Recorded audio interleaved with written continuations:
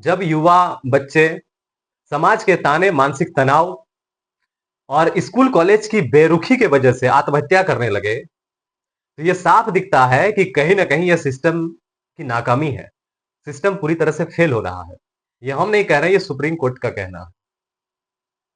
दोस्तों, student suicide पर supreme court ने 15 दिशा निर्देश जारी किए हैं। ये स्टूडेंट का सुसाइड जो इतना बढ़ रहा है, इसका क्या रीजन हो सकता है? सुप्रीम कोर्ट ने इसे सिस्टम की नाकामी बताया है। इसे अनदेखा नहीं किया जा सकता है। एनसीआरबी का जो रिपोर्ट है, वो आंकड़े चौंकाने वाले हैं। इसे अनदेखा नहीं किया जा सकता है। आंकड़े चौंकाने वाले हैं।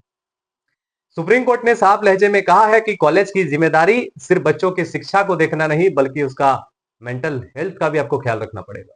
आपको बच्चे को मेंटल हेल्थ का भी ख्याल रखना पड़ेगा। और मेंटल हेल्थ का जो स्वास्थ्य है, आर्टिकल 21 के तहत एक अहम हिस्सा है।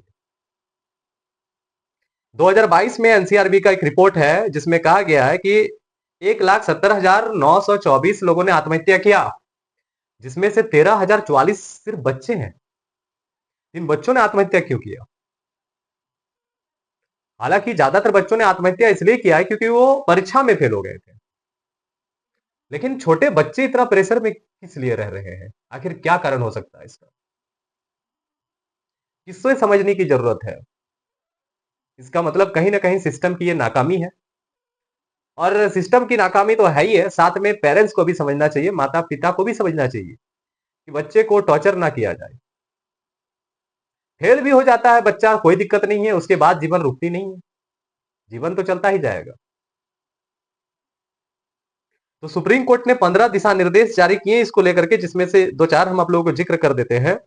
सुप्रीम कोर्ट का कहना है कि हर संस्थान में पर्याप्त काउंसलर हो, छोटे बच्चों के लिए मेंटर नियुक्त किए जाए,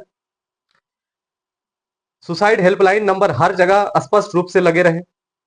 इसके अलावा मानसिक स्वास्थ्य को लेकर के करिकुलर में शामिल किया जाए, सालाना मेंटल हेल्थ रिपोर्ट तैयार किया जाए। इस तरह से टोटल 15 दिशा निर्देश दिए गए हैं। तो ये आंकड़ा दोस्तों चौंकाने वाला है, इस पर विचार होना चाहिए। बाकी आप लोग क्या सोचते हैं, कमेंट करके जरूर बताइए।